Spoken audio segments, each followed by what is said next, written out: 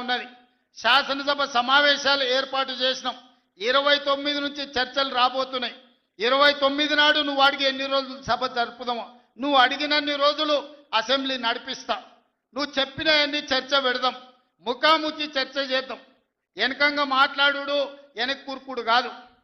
నీళ్ల మీద మాట్లాడతామా, నియామకాల మీద మాట్లాడతామా, నిధుల మీద మాట్లాడతామా, తెలంగాణలో జరిగిన అభివృద్ధి మీద మాట్లాడతామా, రైతు భరోసా మీద మాట్లాడతామా, రైతు రుణమాఫీ మీద మాట్లాడతామా, లేకపోతే ఆడబిడ్డలకు ఇచ్చిన ఉచిత బస్సు మీద మాట్లాడతామా, లేకపోతే నువ్వు ఏం కోరుకుంటావో చెప్పు.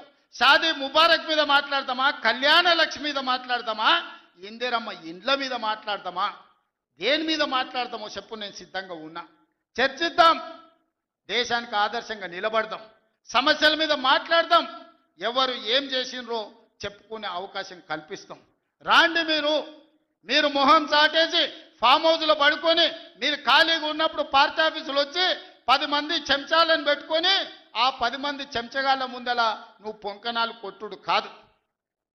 నిజమైన చర్చ అసెంబ్లీలో చేద్దాం. ప్రజలు ఎన్నికలు ముగిసినాయి, అసెంబ్లీలో చర్చ చేయమని చెప్తారు. ఎవరు ఏం మాట్లాడతారో ప్రజలు వింటారు. విఘ్నులైన ప్రజలు తీర్మానం చేస్తారు. ఇలా సర్పంచులు అయిపోయినాయి. గ్రామ సభ పెట్టి సమస్యలను పరిష్కరించాల్సిన వాళ్ళు మళ్ళా సందు ఇల్లు తిరుగుతుందా అంటే ఏమన్నా అర్థం ఉందా? సర్పంచులారా మీరు చెప్పండి. ఇల్లు తిరిగినరు, ప్రజల దగ్గరకు పోయిరు, ప్రతి తలుపు తట్టిరు, ప్రతి గుండెకి చేరు, నమస్కారం పెట్టిరు, గెలిస్తే వాళ్ళు తీర్పిచ్చారు. మీరంతా సర్పంచులు అయ్యారు. గ్రామ సభ పెట్టి గ్రామ పంచాయతీలో మాట్లాడుకోవాలి, అంతేనా? వార్డు మెంబర్లు, ఉప సర్పంచ్, సర్పంచ్ కూర్చొని మాట్లాడుకొని ఏ సమస్యలున్నా పరిష్కరించుకుంటాం. అది ఇచ్చిపెట్టి మళ్ళీ ఎవడో పోరంబోకోడు ఇల్లు తిరుగుదాం రా అంటే పోతారా? ఇవాళ కేసీఆర్ కూడా గట్టే మాట్లాడుతున్నాడు. ఈడ మాట్లాడదాం రావంటే రంగారెడ్డి జిల్లాలోటి, పాలమూరులోటి, నల్గొండలోటి ఆయన మీటింగులు పెడతాడంట. నువ్వు మీటింగులు పెట్టకపోతే సంతలో పోయి బర్లను కాసుకో. మేము వద్దంటున్నామా? మాదేం పోయింది? నీకు పొద్దు పోకపోతే మా కల్వకుర్తి సంతల్లో, కొడంగల్ సంతల్లో, ఇటకెళ్ళ మా ఎడ్ల సంతలు బొచ్చడు ఉన్నాయి. మత్తల్లో కూడా లేదు. పెబ్బేర్లో పెద్ద సంత ఉన్నది, పసల సంత. పోయి ఆడ పసల కాడ పోయి బర్రం కాసుకోపో. నేను వద్దంటున్నానా? నాదేం పోయింది? నీకు ఎట్లాగూ పని లేదు, ఖాళీగా ఉన్నావు. ఖాళీగా ఉన్నాడు పోయి ఆ పెబ్బేరు సంతలో బర్రెలు కాసుకోపో, బర్రెలు కొనుక్కోపో. నేను వద్దానేనా? చర్చ చేయడానికి సభ ఉంది. అర్థవంతమైన చర్చలు చేద్దాం. తెలంగాణ ప్రజలకు వివరిద్దాం. అప్పుల మీద వివరిద్దామా, అభివృద్ధి మీద వివరిద్దామా, ఉద్యోగ నియామకాల మీద వివరిద్దామా, నీళ్ల మీద వివరిద్దామా, నువ్వు కట్టి కూలిన కాళేశ్వరం మీద మాట్లాడతామా, టెలిఫోన్ ట్యాపింగ్ మీద మాట్లాడతామా, సొంత బిడ్డనే ఇంటల్లుడు ఫోన్ ట్యాపింగ్ చేసినోడు ఇంతకంటే సిగ్గులేనోడు ఉంటాడా అని వాళ్ళు చెప్తారు. ఓ పక్కన నేను 1 కోటి మంది ఆడబిడ్డలకు చీర పెడతా, సారె పెడతా నేనంటే ఉన్నొక్క చెల్లెల్ని ఇంట్లోకి వెళ్ళి బయటకు వెళ్ళగొట్టిన వాడు ఆస్తిలో వాటా అయ్యేస్తుంది. గంత పనికిమాలినోడు, సొంత చెల్లెలకే చీర పెట్టలేనోడు, సొంత చెల్లెలకే పండుగ పూట బుక్కెడు బువ్వ పెట్టినోడు వాడు కూడా ఒక మనిషా? మా ఆడబిడ్డలను ఆలోచన చేయమని అంటున్నా. ఏం ఆశిస్తామమ్మ పుంటింటి కాడ మనం? చెప్పురి.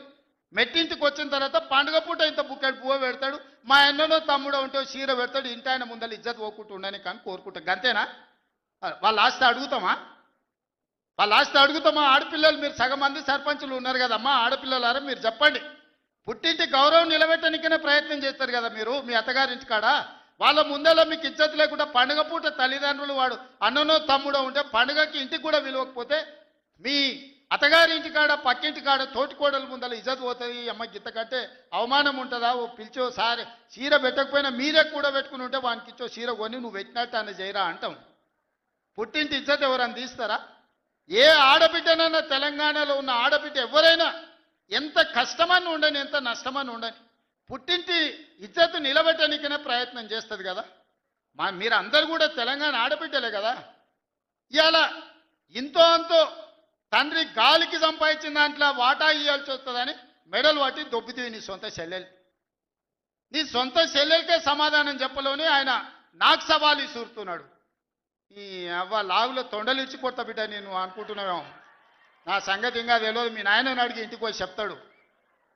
అమెరికాలో బాత్రూమ్లు అడిగినట్టు అనుకుంటున్నావు నాతో మాట్లాడు అంటే, నేనేదో మంచుకుంటుండే పోని అవల పోరోడి గాలికి తిరిగేటోడి గాలిగాంతో నాకెందుకని ఇవన్నీ వేషాలు. ఇంకా పక్కలో ఒక నలికుట్లోడు ఉంటాడు, 6 అడుగులు ఉన్నా అనుకుంటాడు, అంత తలకాయ ఎక్కడుందో నాకు తెలియదు. కేసీఆర్ వచ్చి గర్జించిందంట, గర్జనకు నేను పోయి లోపల దాచుకున్నంట. ఇక కేసీఆర్ గర్జనలు గర్జించినట్టు లేవురా నాయన. మన గాడిదలు ఏం చేస్తావా? ఒండ్ర పెడతాయా? ఏమంటారు గాడిదలను? గాడిదలు అరిస్తే